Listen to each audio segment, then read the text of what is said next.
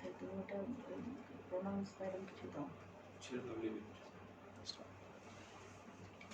নমস্কার, শুভ সন্ধ্যা। আজকের এই ফেসবুক লাইভে সকলকে স্বাগত জানাই।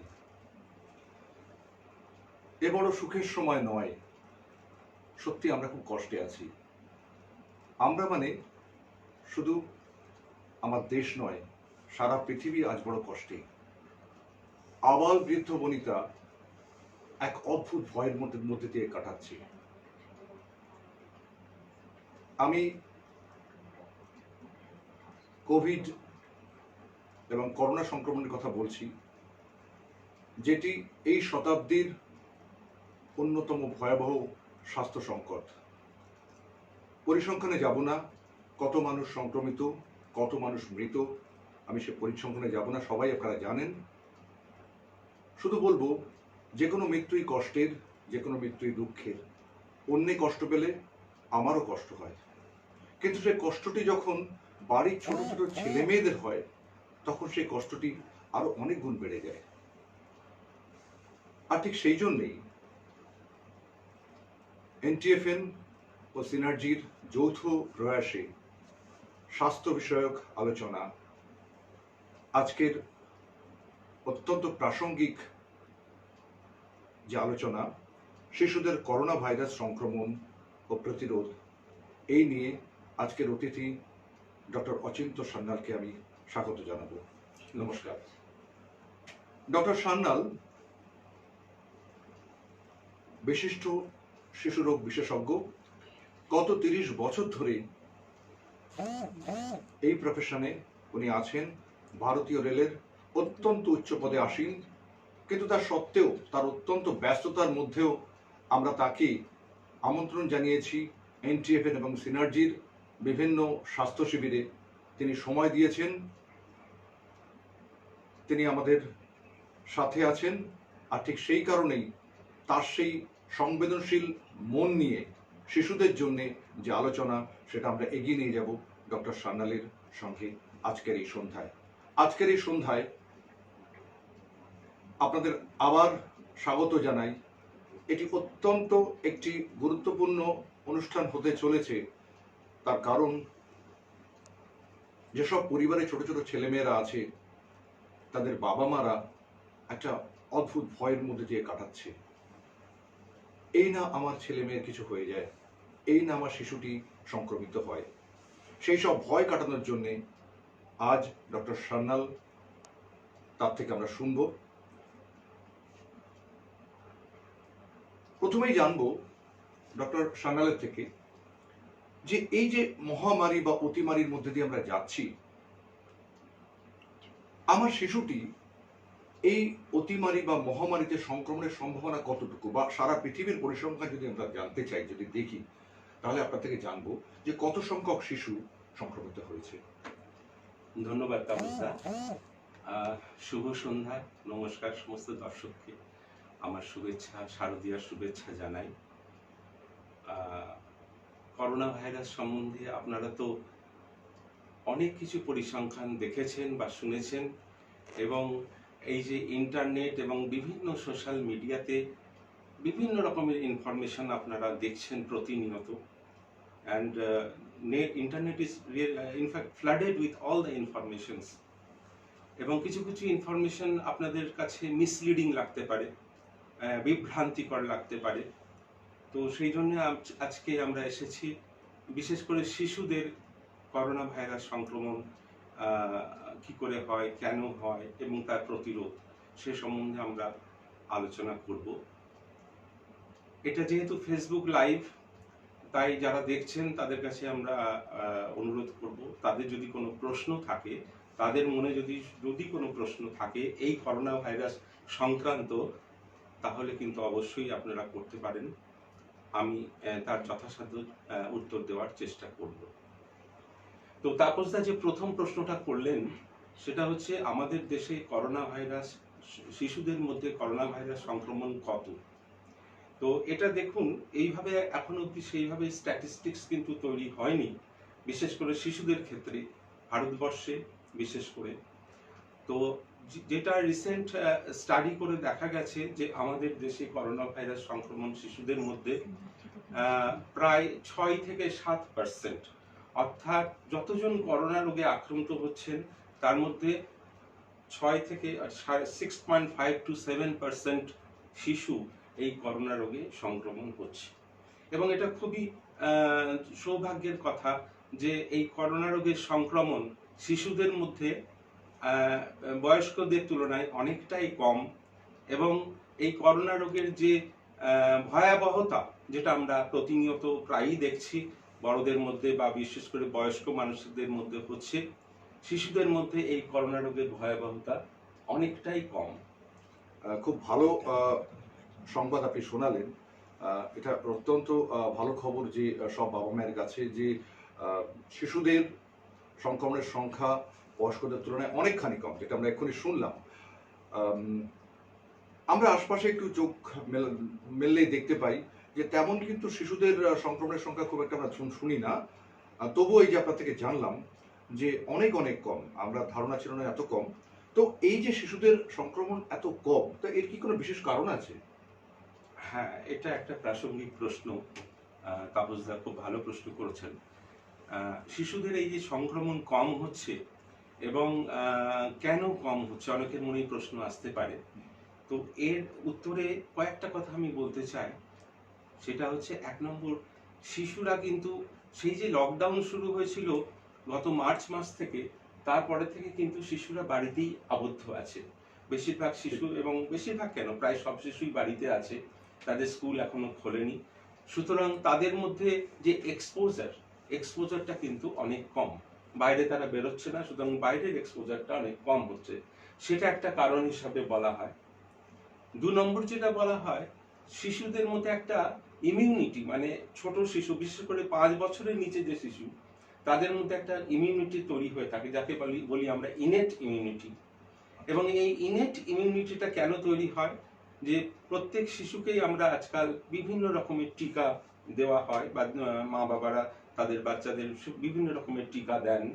বিশেষ করে বিসিজির টিকা, আমাদের দেশে বিসিজির টিকা খুব কভারেজ খুব বেশি in comparison to other countries. এবং আরেকটা জিনিস যেটা ইনফ্লুয়েঞ্জার ভ্যাকসিন কিন্তু শিশুদের প্রতি বছর 2 বার করে, 1 মাসের ব্যবধানে 2 বার করে দেওয়া হয়। তো এই সমস্ত টিকা দেওয়ার ফলে তাদের মধ্যে একটা প্রতিরোধ ক্ষমতা তৈরি হয়ে থাকে, এবং এটা ভাবা হচ্ছে যে করোনা ভাইরাসের এগেনস্টেও সেই প্রতিরোধ ক্ষমতা কাজ করে। আর আরো কারণ আছে শিশুদের মধ্যে, যেমন শিশুদের মধ্যে বড়দের ক্ষেত্রে যেমন কোমরবিডিটিস থাকে, যেমন ডায়াবেটিস, হাইপারটেনশন, কিডনি ডিজিজ ইত্যাদি, শিশুদের মধ্যে তুলনামূলকভাবে সেই কোমরবিডিটিসটা কম। এই সমস্ত কারণে আরেকটা কারণ আমি বলবো, যেটা একটু ডাক্তারি কথা আমি বলে ফেলছি, সেটা হচ্ছে যে ওই যে আমাদের যে ফুসফুসের মধ্যে যে শ্বাসনালী এবং সূক্ষ্ম শ্বাসনালী, তারপরে অ্যালভিওলাই বলে একটা জিনিস থাকে, যেখানে কিনা গ্যাসিয়াস এক্সচেঞ্জ হয়, অক্সিজেনটা ভেতরে ঢোকে, কার্বন ডাইঅক্সাইডটা বেরোয়। তো সেই গ্যাসিয়াস এক্সচেঞ্জের সময় ওই অ্যালভিওলাইতে একটা রিসেপ্টর থাকে, ওটার নাম হচ্ছে ACE2 receptor, angiotensin converting enzyme 2 receptor. এই রিসেপ্টরটা কি করে, এটা বলা হচ্ছে যে করোনা ভাইরাসে যখন সংক্রমণ হয় তখন এই করোনা ভাইরাস এই রিসেপ্টরের সাথে অ্যাটাচড হয়, মানে যুক্ত হয়। একটা এনজাইমও একটা হেল্প করে, সেই এনজাইমটার নাম আমি আর বলছি না। একটা এনজাইমের সাহায্যে, উৎসেচকের সাহায্যে করোনা ভাইরাসটা এই রিসেপ্টরে অ্যাটাচ হয়, এবং তখন সেটা এই করোনা ভাইরাসটা অ্যালভিওলাইয়ের যে রক্ত নালিকা, সূক্ষ্ম জালিকা, তার মধ্যে ঢুকতে সাহায্য করে।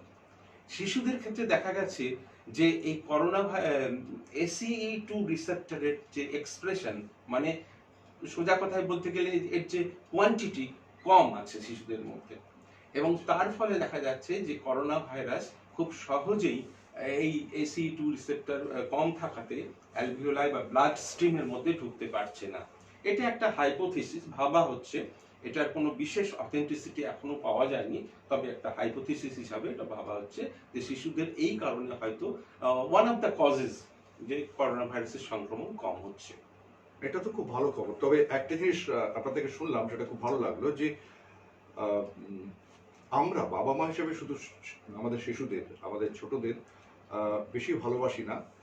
আহ, ঈশ্বর যিনি সৃষ্টিকর্তা, তিনিও কিন্তু তাদেরকে একটা ডিফেন্স মেকানিজম তৈরি করে দিয়েছে এই ধরনের সংক্রমণ থেকে বাঁচার জন্য। ঠিক।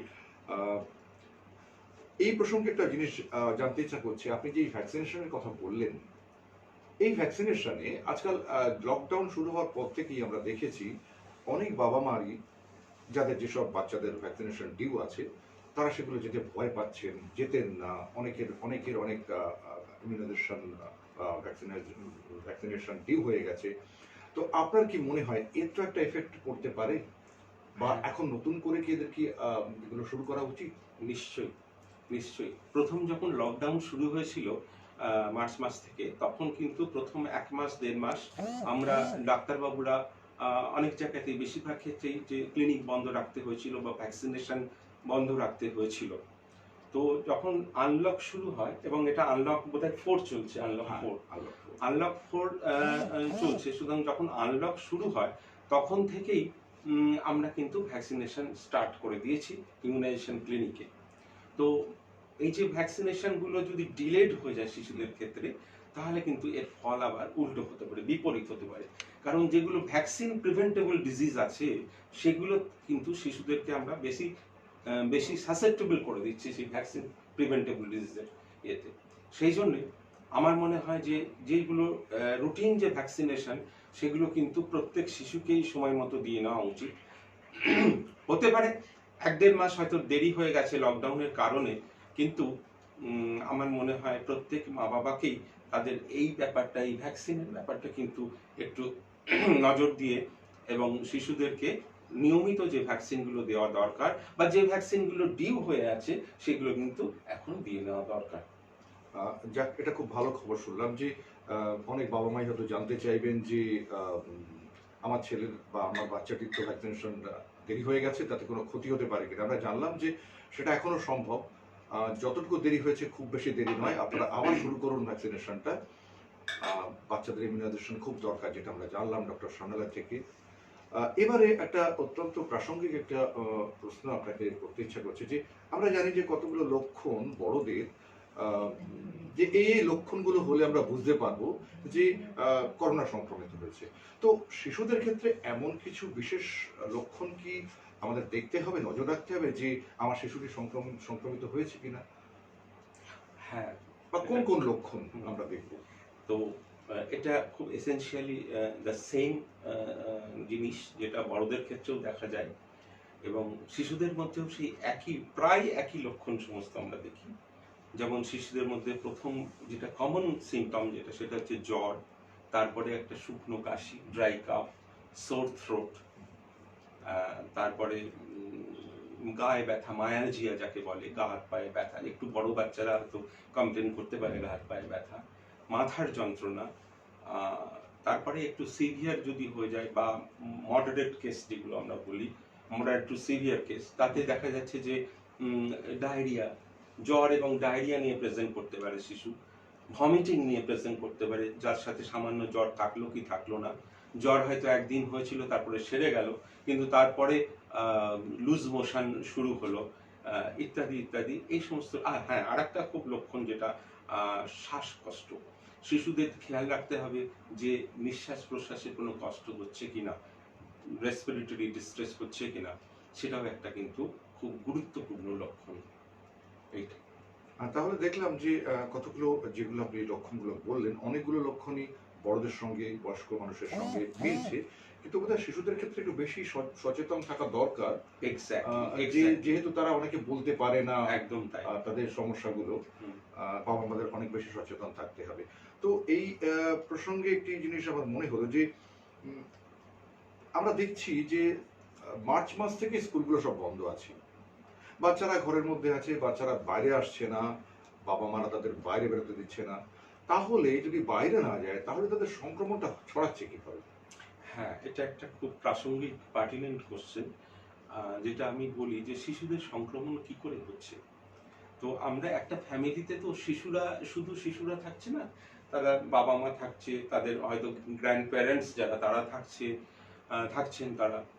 তো বাবা মা অনেক সময় বাইরে যাচ্ছেন, বাজারে যাচ্ছেন, অনেক কাজে অফিসে যাচ্ছেন, গ্র্যান্ড প্যারেন্টসরাও হয়তো বাইরে যাচ্ছেন, তারা ফিরছেন, এবং তাদের কাছ থেকে সেই অ্যাসিমটোম্যাটিক যদি থাকে এই বয়স্ক লোকেরা বাড়ি, ধরুন তাদের কোনো সিমটম নেই কিন্তু দে আর ক্যারিং দ্য ভাইরাস, শিশুরা তাদের কাছে যাচ্ছে, বিশেষ করে দাদু দিদিমা ঠাকুমা ইত্যাদির কাছে শিশুরা অবশ্যই যাচ্ছে, এবং তাদের থেকে এই সংক্রমণটা সাধারণত শিশুদের হচ্ছে বলে অনুমান করা হয়। আচ্ছা, তাহলে যে একটা ব্যাপার আমরা বুঝলাম যে বাবা মারা যখন বাইরে থেকে আসছেন বাজার করে বা অফিস থেকে ফিরছেন, প্রথমে একটা একটা একটা থাকে যে অপত্য স্নেহ, প্রথমে যে বাচ্চাটিকে আদর করা। তো আমাদের এই ব্যাপারে খুব সাবধান হতে হবে যে বাড়ি থেকে বাইরে থেকে ফিরে এসে যথেষ্ট সাবধানতা বা হাত না ধুয়ে জামা কাপড় না ছেড়ে বাচ্চার কাছে কখনোই যাওয়া উচিত না, তাকে ছোঁয়া উচিত না, তাই তো ডক্টর সোনা? একদম ঠিক কথা। তাহলে এবারে একটা জিনিস জানতে ইচ্ছা করছে যে বাচ্চাদের মধ্যে এই যে সংক্রমণ যে ঘটে, আমরা একটু আগে যেটা বললেন যে যাদের লক্ষণ সহ বা লক্ষণবিহীন বা সিমটোমেটিক আর অ্যাসিমটোমেটিক, যেটা আপনি বললেন, তো বাচ্চাদের ক্ষেত্রে কি সবটাই সিমটোমেটিক নাকি কিছু আছে যে এক্স্যাক্টলি, বাচ্চাদের মধ্যে কিন্তু দেখা গেছে লেটেস্ট যে পরিসংখ্যান, তাতে দেখা গেছে প্রায় 42% বাচ্চা, সংক্রমিত বাচ্চা এসিমটোম্যাটিক পাওয়া যাচ্ছে। তার মানে 100 জন বাচ্চা যদি সংক্রমণ হয়, তার মধ্যে 42 জন বাচ্চা কিন্তু লক্ষণবিহীন বা উপসর্গবিহীন পাওয়া যাচ্ছে। তাহলে তো এটা বেশ তাহলে বুঝলাম যে এই যে বিপুল সংখ্যক যে শিশুরা যারা সংক্রমিত হচ্ছে কিন্তু অ্যাসিমটোমেটিক, কোনো লক্ষণ নেই, তো তারা তাহলে তো তারা যারা বাড়িতে যারা আছে অন্যান্যরা তাদের কাছে তো তাদেরকেও সংক্রমিত করার সম্ভাবনা দেখা যাচ্ছে।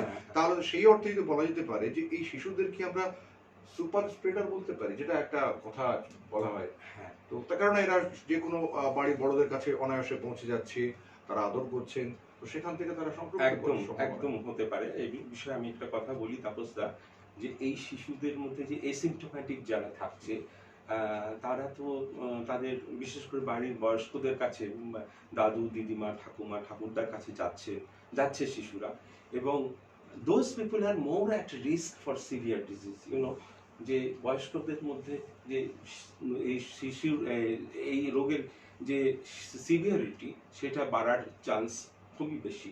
সুতরাং এই শিশুরা যখন বয়স্কদের সাথে কাছে যাচ্ছে, তারা কিন্তু অলক্ষ্যে তাদেরকে এই সংক্রমিত করছে, এই বয়স্ক লোকেদের। এবং যে টার্মটা আপনি বললেন যে সুপার স্প্রেডার, এটা আজকাল ইউজ করা হচ্ছে। এই সুপার স্প্রেডার বা সুপার স্প্রেডিং কথাটার অর্থ হলো যে অল্প কিছু সংক্রমিত লোক, তারা যদি এমনভাবে আমাদের পরিবেশে মিশছে বা আমাদের সোসাইটিতে আছে, তারা অনেক পরিমাণে বেশি সংখ্যায় লোককে সংক্রমিত করছে, তাদেরকে বলা হচ্ছে সুপার স্প্রেডার। তো এই সুপার স্প্রেডিং এর ক্ষেত্রে শিশুরাও কিন্তু ভীষণ ইম্পর্টেন্ট। আজকে আনলক শুরু হয়ে গেছে আমাদের অনেক দিন আগেই। শিশুরা এখন আস্তে আস্তে বাইরে যাচ্ছে, স্কুলে না গেলেও একটু খেলাধুলা করতে যাচ্ছে, অন্য শিশুদের সাথে মিশছে, এবং অন্য বয়স্ক লোক তাকে হয়তো ছোট বাচ্চাকে ধরে আদর করছেন, কোলে নিচ্ছেন ইত্যাদি। এবং এই ক্ষেত্রে এই শিশুরা যারা উপসর্গবিহীন, তারা কিন্তু এই বয়স্ক লোকেদের মধ্যে এই রোগটা ছড়িয়ে দিতে খুব ইম্পর্টেন্ট রোল নিচ্ছে। দ্যাটস ওয়াই এই শিশুরা কিন্তু সুপার স্প্রেডার হিসেবে কাজ করছে। এটা খুব আমাদেরকে মাথায় রাখতে হবে, বিশেষ করে যেসব বাড়িতে শিশুরা আছেন এবং তাদের দাদু দিদারা আছে বা বয়স্ক মানুষরা আছে, তাদের থেকে কিন্তু একটু দূরে রাখতে হবে। অন্তত এই সময়টা আমাদের ভাবতে হবে যে প্রত্যেকেই বাড়িতে যারাই আছেন একটু দূরে দূরে থাকুন আপনারা। হয়তো আর কিছুদিন আমাদের এই সময়টার মধ্যে দিয়ে যেতে হবে, তারপরে আবার সবকিছু নর্মাল হয়ে যাবে। তো এবারে একটা প্রশ্ন আমাকে করতে ইচ্ছা করছে, সেটা হলো ছোটদের তো নানান কারণে সর্দি জ্বর হতেই থাকে, ঠিক। তো এখন আপনি যেটা একটু আগে বললেন যে লক্ষণগুলো করোনা সংক্রমণের প্রায় একই রকম অন্যান্য যে কোনো বয়স্ক লোকেদের রোগের তুলনায় প্রায় একই রকম, এবং অন্যান্য যে এই ইনফ্লুয়েঞ্জা বা নানান রকমের যে সর্দি কাশি জ্বর হয়, তো আমরা এই লক্ষণগুলো কি আলাদা কিছু করোনা থেকে, মানে আমি বলতে চাইছি যে অন্যান্য সাধারণ জ্বর সর্দি যে লক্ষণ, তার থেকে কি করোনার লক্ষণগুলো কি আলাদা হয়? না, এটা ঠিক কথা বলেছেন, খুবই ভালো প্রশ্ন। তো এটা খুবই it's very difficult to distinguished, মানে এই করোনার লক্ষণ এবং সাধারণ সর্দি কাশি জ্বর বা ইনফ্লুয়েঞ্জা বা ফ্লুয়ের লক্ষণ কিন্তু খুব সহজে কিন্তু পার্থক্য করা যায় না করোনার থেকে। কারণ করোনা ভাইরাসের লক্ষণ আমি একটু আগে যে বলেছি যে জ্বর, সর্দি কাশি, সোর থ্রোট, গলায় একটা খুসখুসে কাশি বা ড্রাই কাপ, শুকনো কাশি, তারপরে ধরুন এই অল্প একটু শ্বাসকষ্ট, অনেক সময় বাচ্চাদের নিউমোনিয়া হলে, ইনফ্লুয়েঞ্জা শরীরে চেস্টে বুকে সংক্রমণ হলে তখনও শ্বাসকষ্ট হতে পারে। তো সুতরাং এর থেকে ডিস্টিংগুইশ করা মানে আলাদা করা খুবই শক্ত জিনিস। তা সত্ত্বেও আমাদের প্যারেন্টস, বাবা মাদের মাথায় সবসময় একটা জিনিস মাথায় রাখতে হবে যে শিশুটির জ্বর হয়েছে, যে শিশুটির সর্দি এবং শুকনো কাশি হচ্ছে, বা মনে হচ্ছে যেন একটু বুকের মধ্যে সাঁই সাঁই আওয়াজ হচ্ছে, শ্বাসকষ্ট হচ্ছে, যার আগে কোনোদিন কিন্তু এই নিউমোনিয়ার লক্ষণ ছিল না, বা একটু সর্দি লাগলেই যে বুকে সাঁই সাঁই আওয়াজ বা যে একটা সোজা কথায় যেটাকে টান বলে, সেই টানের জিনিসটা হতো না, কিন্তু এক্ষেত্রে দেখা যাচ্ছে হচ্ছে। সেই সময় মানে this signs are really red flag sign. এবং এটা সত্যি যে জ্বরের ক্ষেত্রে যদি 6 মাসের নিচের শিশু যদি জ্বর হয়, আমি বলবো তো জ্বরের প্রথম দিনেই শিশু বিশেষজ্ঞ বা অন্য ডক্টরের পরামর্শ নেওয়া উচিত। আর 6 মাসের থেকে 2 বছরের ওপরে যদি বাচ্চার জ্বর হয় এবং তার সাথে যদি অন্য লক্ষণ থাকে, ধরুন এই সর্দি কাশি, গলা ব্যথা, শুকনো কাশি ইত্যাদি, তাহলেও কিন্তু একদিন বা দুদিনের মাথায় চিকিৎসকের পরামর্শ নেওয়া উচিত। আর একটু বড় বাচ্চা যারা, ধরুন 5-6 বছরের ওপরের বাচ্চা যারা, তাদের ক্ষেত্রে জ্বর, শুধু যদি জ্বর থাকে বা অন্য কোনো লক্ষণ সেরকম নেই, তাহলে আমরা 2 থেকে 3 দিন অপেক্ষা করতে পারি। যেমন অনেক বাবা মাই আমাকে ওভার ফোন বা এতে প্রশ্ন করেন যে ডাক্তারবাবু, আমার ছেলের বা আমার বাচ্চার জ্বর হয়েছে 99, 100, 101 ইত্যাদি। আমি প্রথম, যদি বাচ্চা বড় বাচ্চা হয়, ধরুন 6, 7, 8 বছরের বাচ্চা হয়, তাহলে আমরা অনায়াসেই 2 দিন বা 3 দিন একটু অপেক্ষা করতে পারি। only giving paracetamol.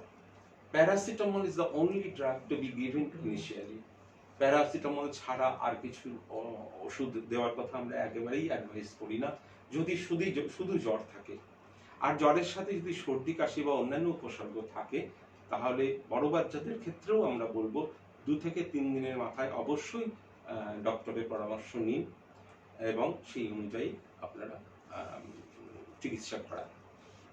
একটা খুব ভালো কথা শুনলাম যে ফোন করে আপনারা আপনাদের যিনি বাড়ির যিনি আর কি চিকিৎসক বা কোনো শিশু চিকিৎসক আপনাদের শিশুর জন্য কখনো যদি জ্বর হয়, তাহলে অবশ্যই তার পরামর্শ নেবেন।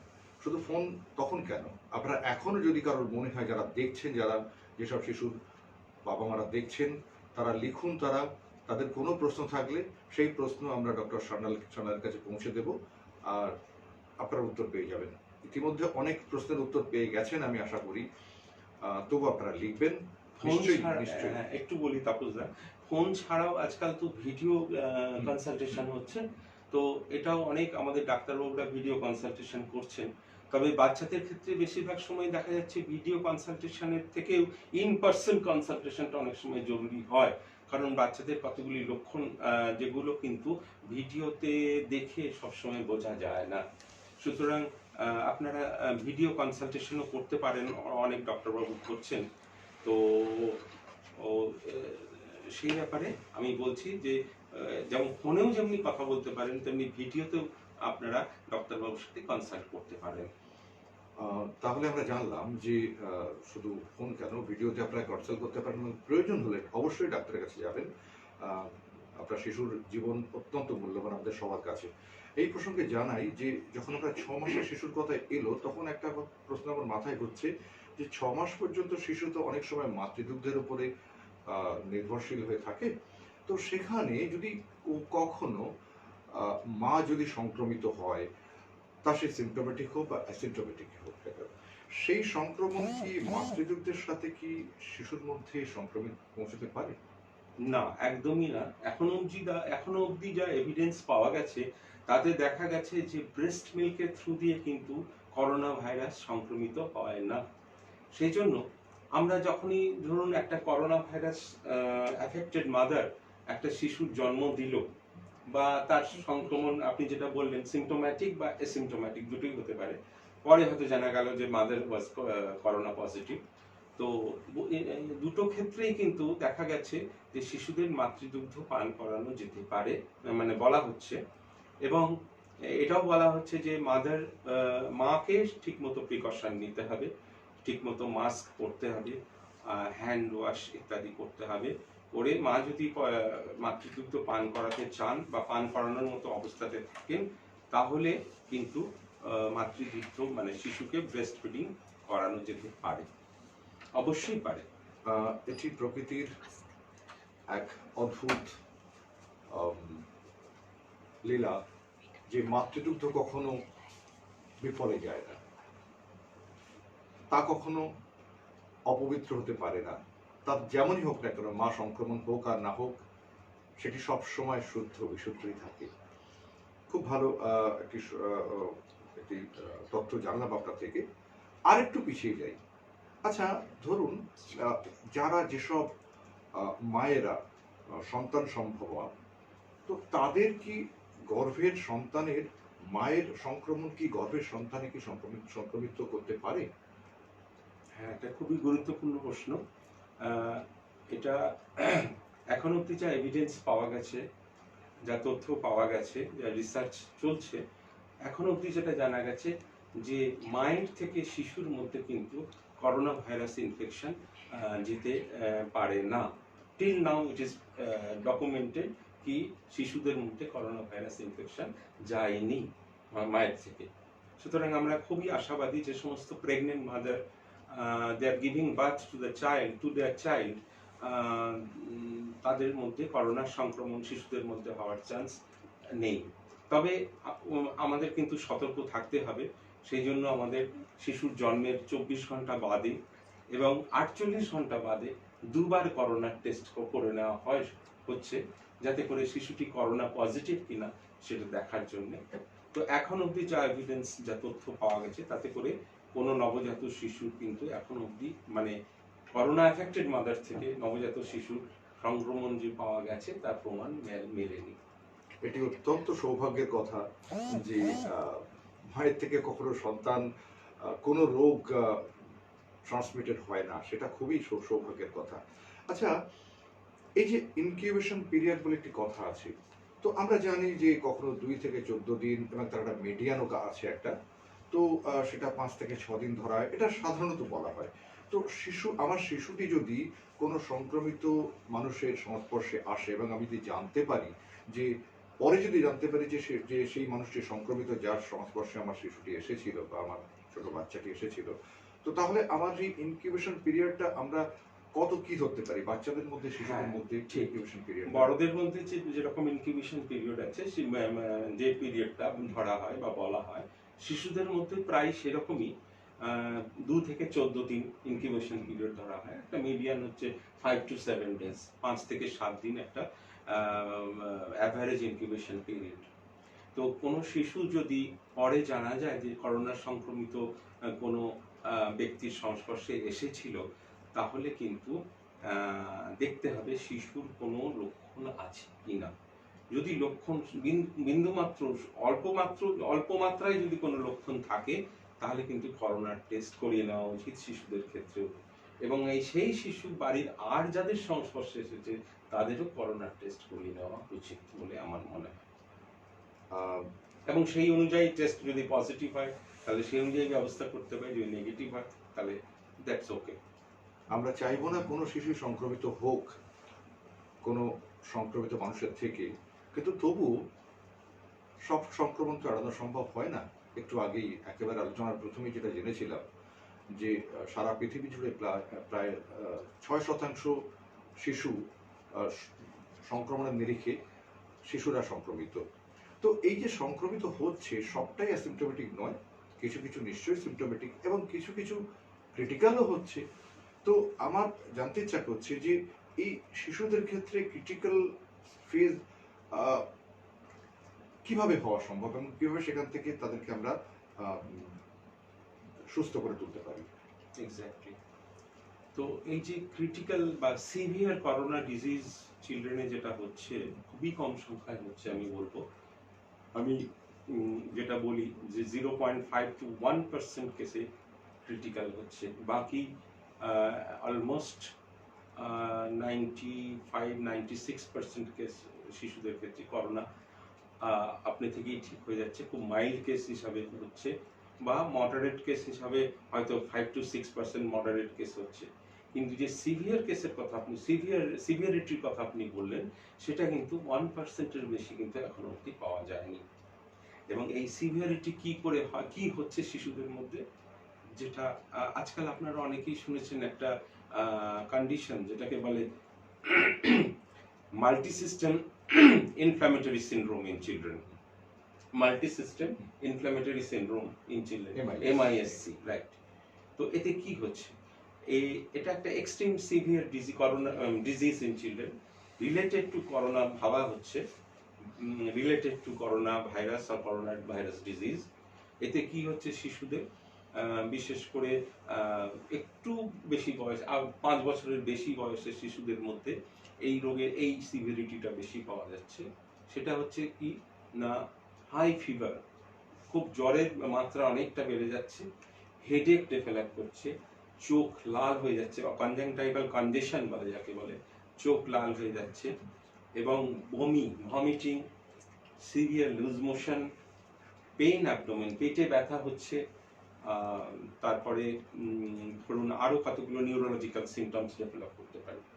আর এই মাল্টি সিস্টেম ইনফ্ল্যামেটরি সিনড্রোমে শিশুদের কি কি সমস্ত ভেতরের সিস্টেমকে ইনভলভ করছে, হার্ট থেকে শুরু করে, লাং থেকে শুরু করে, ইন্টেস্টিন এবং অন্যান্য কিডনি ইত্যাদিতে ইনফ্ল্যামেশন, একটা প্রদাহ তৈরি করে।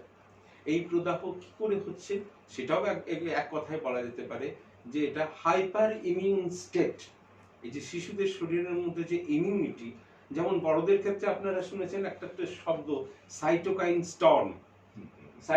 স্টর্ম, তো শিশুদের মধ্যে সেই অর্থে সাইটোকাইন স্টর্ম কিন্তু দেখা যায় না, কিন্তু এইটাই একটা হাইপার ইমিউন স্টেট, যেটা কিনা ওই সমস্ত সিস্টেমকে ইনভলভ করে দিচ্ছে, করে এই মাল্টি সিস্টেম ইনফ্ল্যামেটরি সিনড্রোম তৈরি করছে।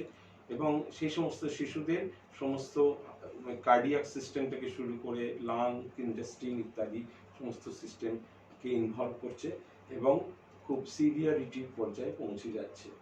তবে MISC হওয়া মানেই যে ডেথ তা নয়, ট্রিটমেন্টও আছে, এবং এই ট্রিটমেন্ট করে বেশ কিছু শিশুকে সুস্থ করে তোলা হয়েছে সারা পৃথিবীতে। আমাদের দেশে MISCর সংখ্যা খুবই কম, সেই পরিসংখ্যান আমাদের কাছে এখনই নেই, তবে আমরা জানি 0.5 to 1% কেসে এই MISC বা severity of corona virus disease দেখা যাচ্ছে। আর একটা খুব ইন্টারেস্টিং ব্যাপার, সেটা হচ্ছে এই শিশুদের যাদের মধ্যে MISC দেখা যাচ্ছে তাদের মধ্যে কিন্তু করোনা ভাইরাস অ্যান্টিবডি পাওয়া যাচ্ছে অনেক সময়। অ্যান্টিবডি দ্যাট মিনস যে শিশুদের মধ্যে আগে হয়তো ইনফেকশন হয়ে গেছিল, কিন্তু এই মুহূর্তে একটা অ্যাক্টিভ ইনফেকশন নেই, কিন্তু সে এই সিভিয়ারিটি অফ সিকুয়েলি বলবো আমি করোনা ভাইরাস ডিজিজ ডেভেলপ করছে। এটা কিন্তু একটা খুব ইন্টারেস্টিং ব্যাপার। আমরা জানলাম MISC সম্পর্কে। আসলে এটা কিন্তু আপনাদেরকে ভয় দেখানোর জন্য নয়, এটাও আমরা জানলাম যে মাত্র 6% শিশুরা সংক্রমিত, এবং তার মধ্যে সেই 6%-এর মধ্যে মাত্র 1 থেকে 1.5% শিশুই এই একটু সিভিয়ার দিকে যাচ্ছে, এবং তার মধ্যে থেকে খুব কম সংখ্যক শিশু কিন্তু MISC তে আক্রান্ত। এটা একেবারে থিওরিটিক্যাল ডিসকাশন, আমি বলতে চাই কেউ ভয় পাবেন না, কেননা আমার মনে হয় আমাদের জানাশোনা এই টার্মটা আমরা বিদেশ থেকে পেয়েছি, সেখানে কিছু এমন ঘটনা ঘটেছে, কিন্তু এখানে আমাদের শিশুরা এখনো নিরাপদ এবং খুব সামান্য মাইল্ড সিমটম নিয়ে তারা সেরে উঠছে। স্বাস্থ্য সম্পর্কে যখন আমরা কথা বলছি, হেলথ নিয়ে আমরা কথা বলছি, তো হেলথ মানে তো আর শুধু শারীরিক সমস্যা নয়।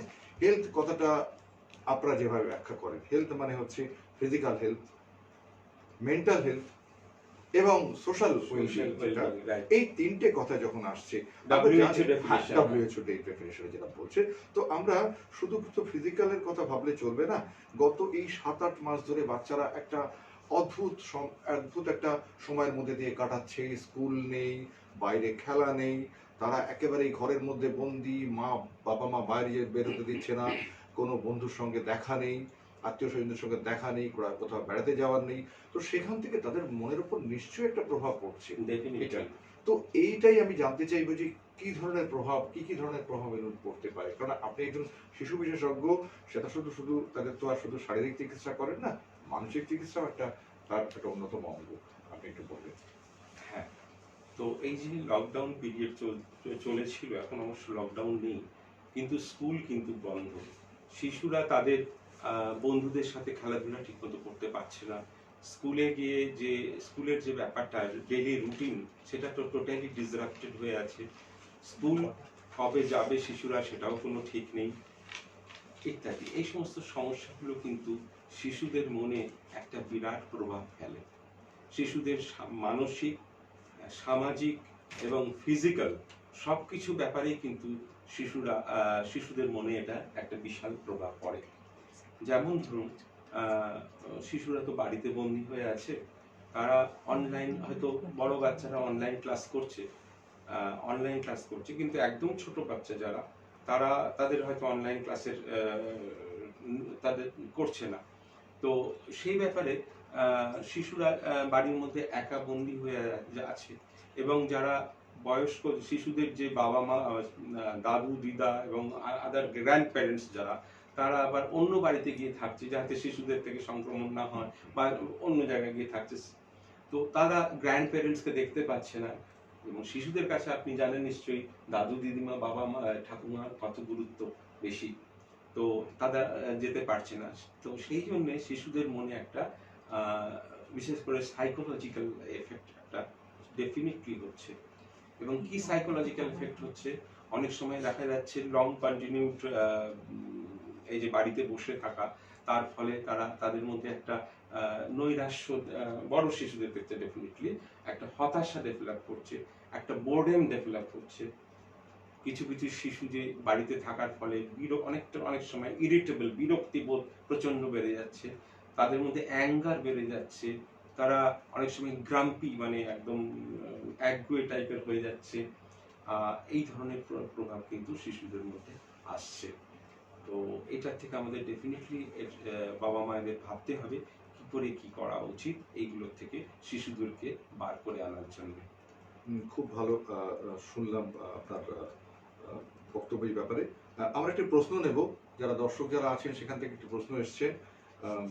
প্রশ্নটি হলো, বাবা মার কোভিড হলে, ইনফ্যাক্ট আমি নিজেও অনেক দেখেছি, এমন অনেক ফোন আমি পেয়েছি যে মায়েরা, বিশেষ করে মায়েরা যাদের কোভিড পজিটিভ যারা, তারা যখন আইসোলেশনে যাচ্ছে, তো তখন তারা চিন্তিত যে আর কি করবো, আমার বাচ্চাটি কিভাবে রাখবো, কিভাবে থাকবে। তো একটি প্রশ্ন, ঠিক একই রকম একটি প্রশ্ন আমি একই ভাবে এসছে যে বাবা মার কোভিড হলে বাচ্চাদের আলাদা রাখতে হবে কি? হ্যাঁ, ডেফিনেটলি বাবা মার যদি কোভিড হয় বাচ্চাকে নিশ্চয়ই আলাদা রাখতে হবে, এবং এটা খুব কঠিন ব্যাপার, যদিও ভীষণই কঠিন ব্যাপার। একটা ছোট্ট শিশুকে বাবা মায়ের থেকে আলাদা করে রেখে দেওয়া ইটস ভেরি ডিফিকাল্ট। তো চেষ্টা করতে হবে যতটা সম্ভব যদি আলাদা করে রাখা যায়, কারণ বাবা মার থেকে সংক্রমণের তো একটা সম্ভাবনা রয়েই যায়। তো শিশুকে অন্য কোনো কেয়ার গিভারের কাছে যদি রাখা যায়, বা সেরকম দরকার হলে ওই একই হসপিটালে, যেখানে বাবা মা হয়তো ভর্তি আছেন, সেখানে একই হসপিটালে অন্য ওয়ার্ডে যদি শিশুকে রাখা যায়, এবং সেখানে অন্য কেয়ার গিভার যদি তার পরিচর্যা করে, এবং হয়তো টাইম টু টাইম বাবা মার কাছে শিশুকে নিয়ে যাওয়া হলো, বাবা মা দেখলো হয়তো শিশুকে, বা শিশু দেখলো মাকে, এইভাবে চেষ্টা করতে হবে যতটা করা যায় কম্প্রোমাইজ করে চলা। এবং ডেফিনেটলি শিশুরও কিন্তু একটা কোভিড টেস্ট করিয়ে নেওয়া উচিত, সেক্ষেত্রে শিশু কোভিড পজিটিভ কিনা সেটাও দেখে নেওয়া উচিত। খুব ভালো। আচ্ছা, এই যখন বাড়িতে একজন সংক্রমিত বাবা বা মা শিশুটি আছে, তার থেকে আলাদা ভাবে হোম আইসোলেশনে যেটা হয় আর কি, তো যখন আলাদা থাকছে তখন আমরা সবসময় শুনে থাকি যে আপনারা ডাক্তাররা অ্যাডভাইস করেন যে বাড়িতে সবাই যেন মাস্ক পরে থাকেন সেই সময়, বিশেষ করে সেই সময়।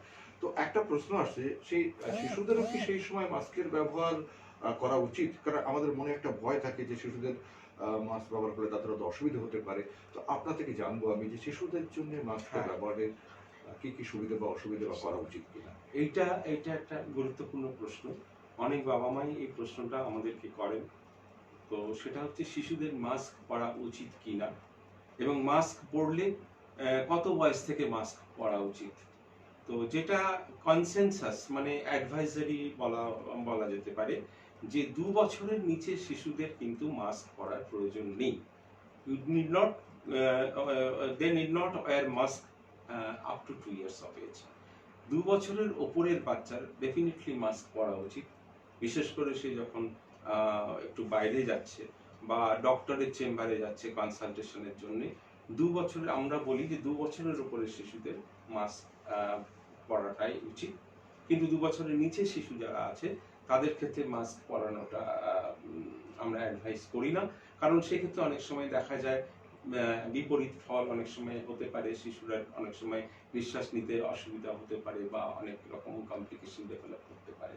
সেই জন্য আমরা 2 বছরের নিচে শিশুদের অ্যাডভাইস করি না, কিন্তু বড় বাচ্চাদের ক্ষেত্রে আমরা বলি মাস্ক ডেফিনেটলি পরা উচিত। এখানে আমি জানবো যে বাড়ির ছোটদেরকে আমরা কিভাবে এই সংক্রমণ থেকে আটকাতে পারি? মানে কিছু আপনার কিছু অ্যাডভাইস চাইবো যে কি করলে বাচ্চারা ছোটদের সংক্রমণটা আমরা বড়দের থেকে যাতে না আসে, তাদের কি কোন কোন বিহেভিয়ারাল চেঞ্জ দরকার? ঠিক, আমি বলবো তিনটে মাত্র মন্ত্র, তিনটে মন্ত্র নিয়ে যাদের জীবন সত্যম শিবম সুন্দরম, এখন সেটাই এখন আমাদের 1 নম্বর মন্ত্র হচ্ছে হ্যান্ড ওয়াশ। হ্যান্ড ওয়াশ, হাত ধোয়া। আপনি বাইরে যখন যাচ্ছেন, যখন আপনি কাজে থাকছেন, আমি প্যারেন্টসদের বলছি, যখন কাজে থাকছেন তখন কিন্তু সাবান দিয়ে হাত ধোয়া কাজটা কিন্তু মনে করে করতে হবে। এভরি 2 to 3 আওয়ার্স, প্রত্যেক 2 থেকে 3 ঘন্টা বাদে বাদে সাবান দিয়ে হাত ধুতে হবে, যদি সাবান অ্যাক্সেসিবল হয়। আর যদি ধরুন আপনার সবসময় সাবান জল পাচ্ছেন না, তখন আপনি স্যানিটাইজার ইউজ করতে পারেন। তবে আমি বলবো স্যানিটাইজারের থেকে সাবান জল দিয়ে হাত ধোয়াটাই বেশি কার্যকরী। এবং বাড়িতে যখন আপনি ফিরে যখন আপনি আপনার ওই বাবা মাদের যেটা ঘড়ি বা জুয়েলারিজ কিছু যদি থাকে, সেগুলো আপনি বাড়িতে ঢোকার মুখেই ড্রপ করে দিচ্ছেন একটা বক্সের মধ্যে, এবং ঢুকে ওপরে চলে যাচ্ছে, মানে আপনি ওয়াশরুমে যাচ্ছেন, ওয়াশরুমে গিয়ে যেটা আপনাকে একটা সেট অফ নতুন ফ্রেশ গার্মেন্টস আপনাকে দেওয়া হচ্ছে, বাড়িতে যারা আছে তারা দিচ্ছে, এবং ভালো করে একটা ওয়াশ নিন, হেড টু টো ওয়াশ নিন।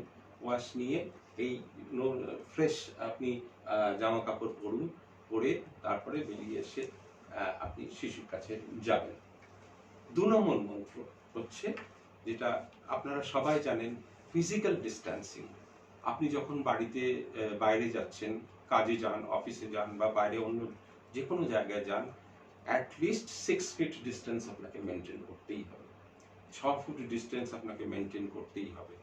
এবং বাড়িতে ফেরার পরে যখন বাড়িতে আপনি ঢুকছেন, তখন যেটা করতে হবে সেটা হচ্ছে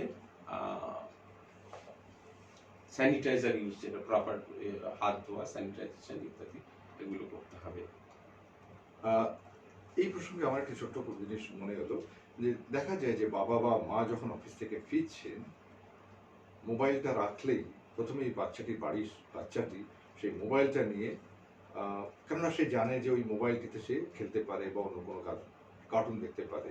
তো এটা একটা আমার মনে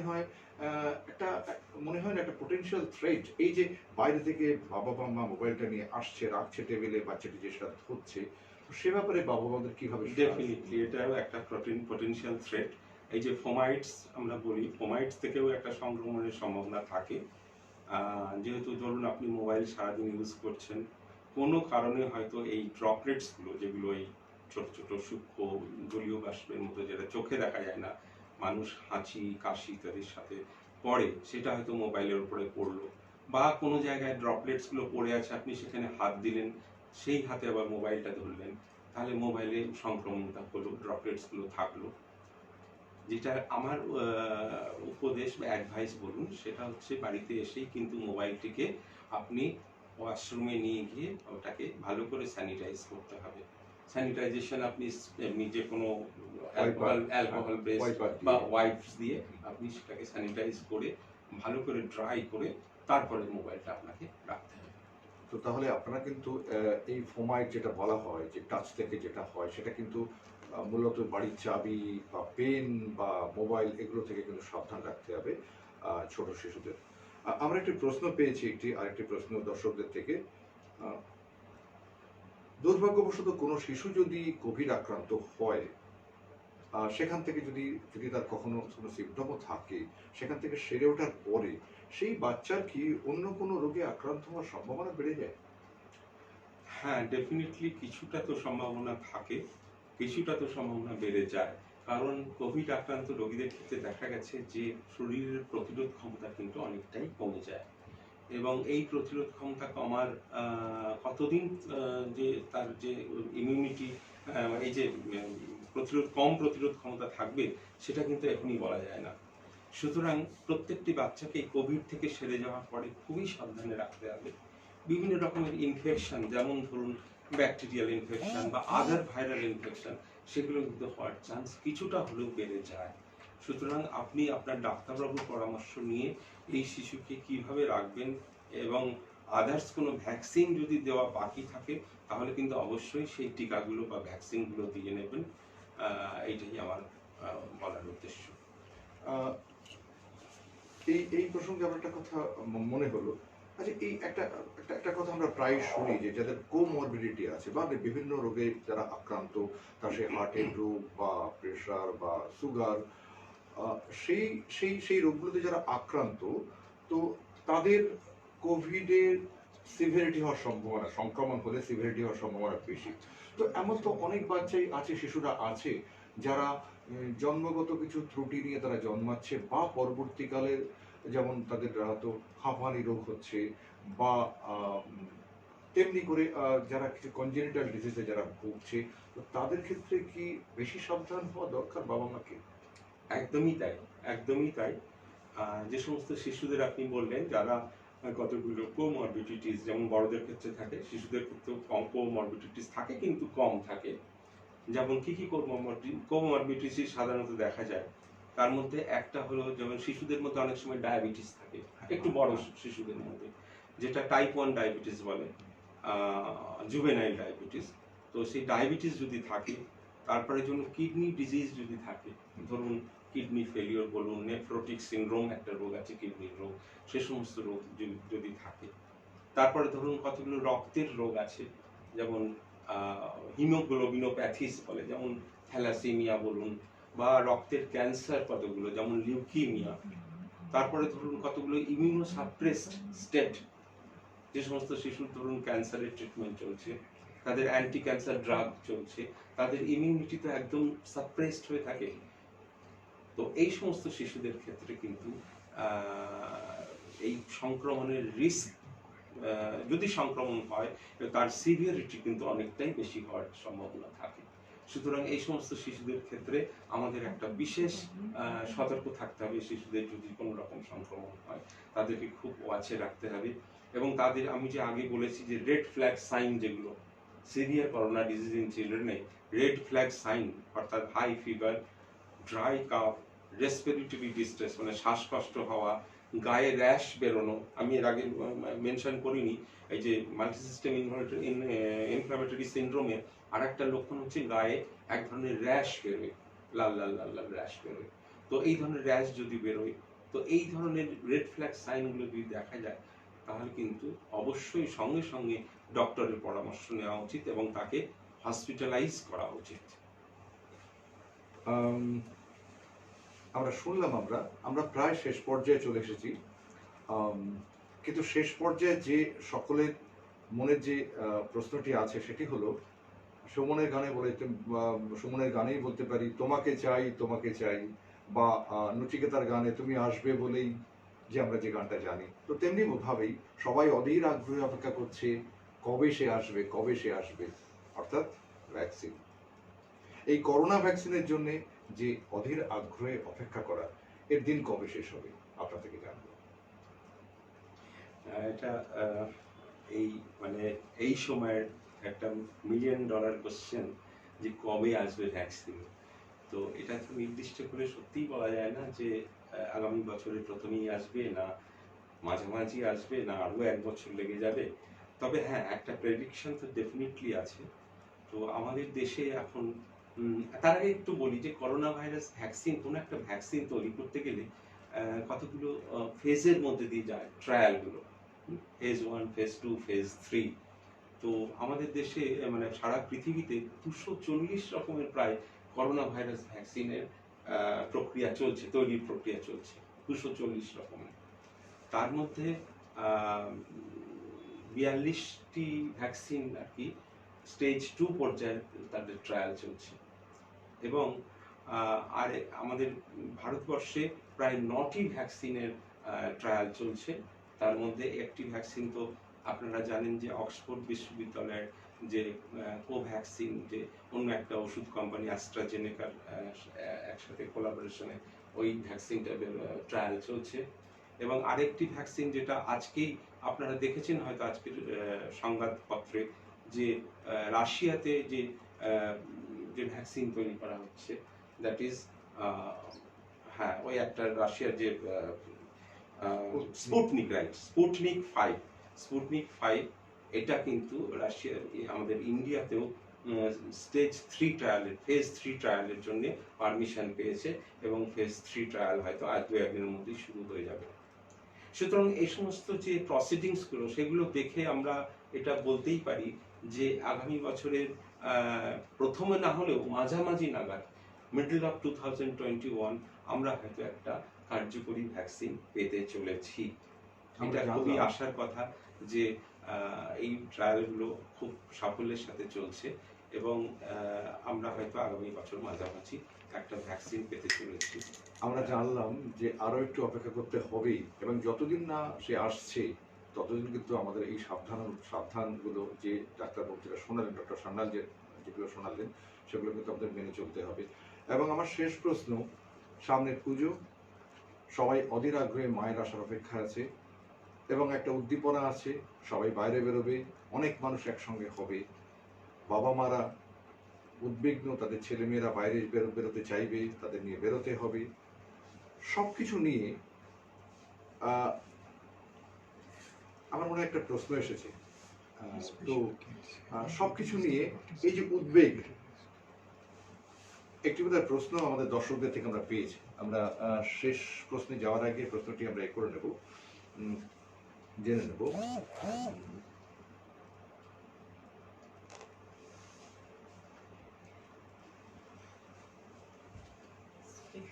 আমার প্রশ্নটি বোধহয় পেলাম আমরা যে আর হ্যাঁ, স্পেশাল চিলড্রেন, এডিএইচডি বা অটিজমে যেসব ভুগছেন, যারা যেসব শিশুরা এডিএইচডি বা অটিজমে যেসব শিশুরা ভুগছেন, তাদের মধ্যে কি করোনার সংক্রমণের সম্ভাবনা বেশি? একজন দর্শক যারা মেন্টালি চ্যালেঞ্জড, যেমন এডিএইচডি বা আদার্স অটিজম ইত্যাদি রোগে যে সমস্ত শিশু ভুগছে তাদের মধ্যে কিন্তু করোনা ভাইরাসের সংক্রমণ যে অন্যান্য শিশুদের থেকে বেশি, এটা কিন্তু কখনোই বলা যায় না। একই রকম ইনসিডেন্স বা সংক্রমণের হার কিন্তু তাদের মধ্যে বা নর্মাল শিশুদের মধ্যে, এটাই আমার বলবো আমি। তাহলে আমরা শেষ প্রশ্নে আসি যে যে সেই সেই সেই সেই আচ্ছা, এই আরেকটা ব্যাপার, সবাই আমার সরকার দ্বিধাগ্রস্ত যে স্কুল খোলা উচিত কি উচিত না, আবার সেখানে বাবা মারা অধীর আগ্রহে অপেক্ষা করছে কবে স্কুল খোলা হবে, কবে নর্মালসি ফিরে আসবে, বিশেষ করে শিশুদের জন্য। তো একটু জানতে চাইবো যে এই স্কুল খোলার ব্যাপারে আপনার কি মতামত?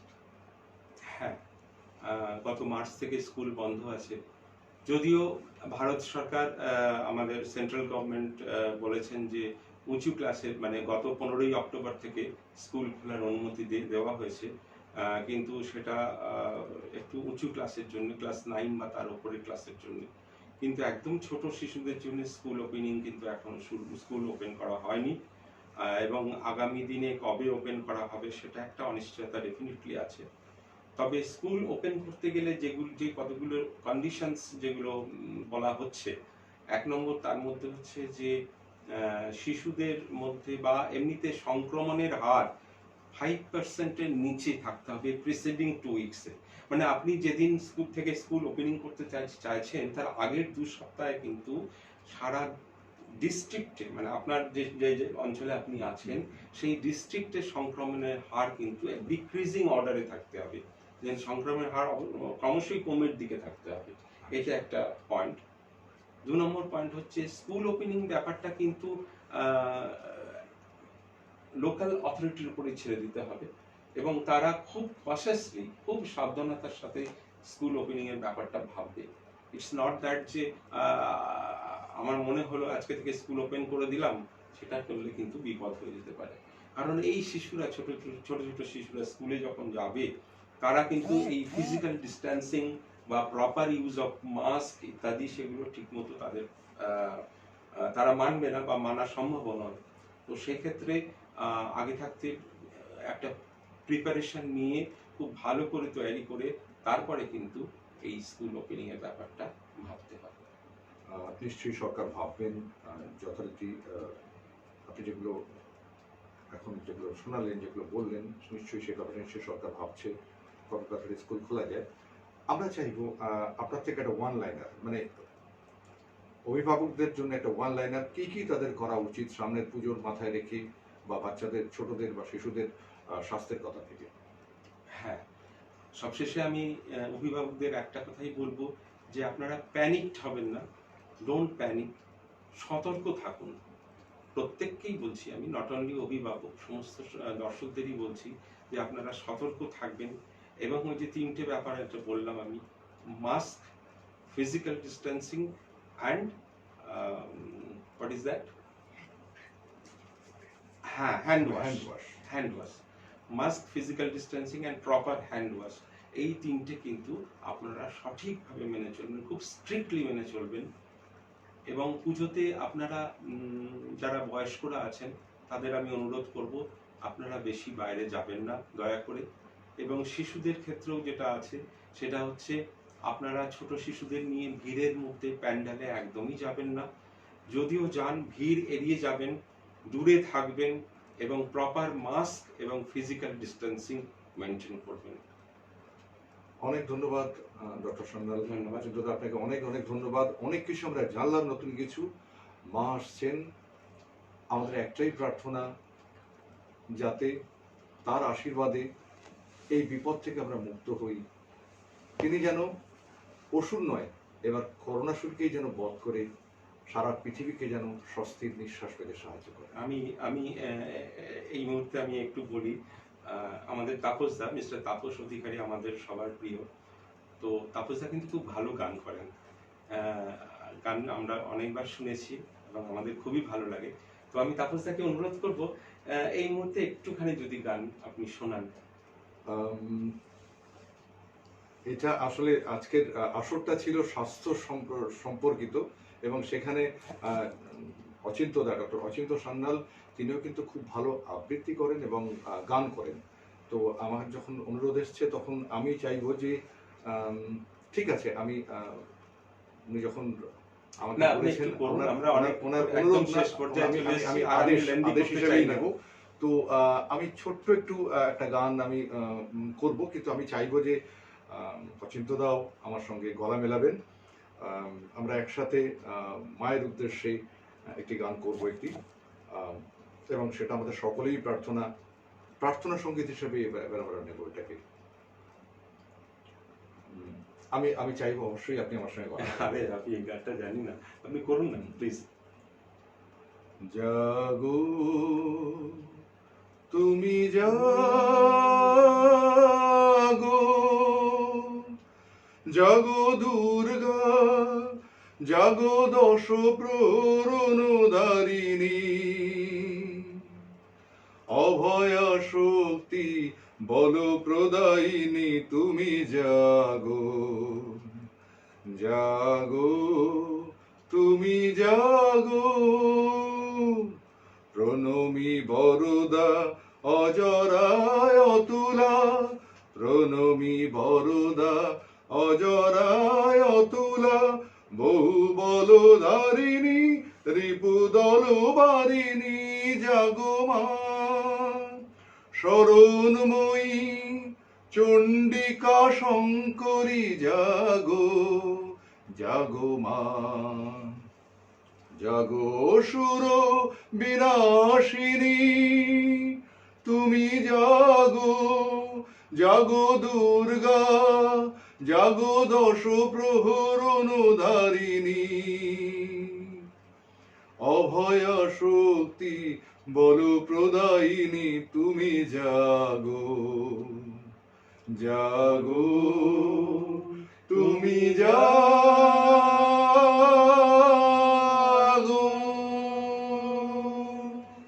বাহ, সুন্দর। নমস্কার। নমস্কার। আপনারা সবাই ভালো থাকবেন।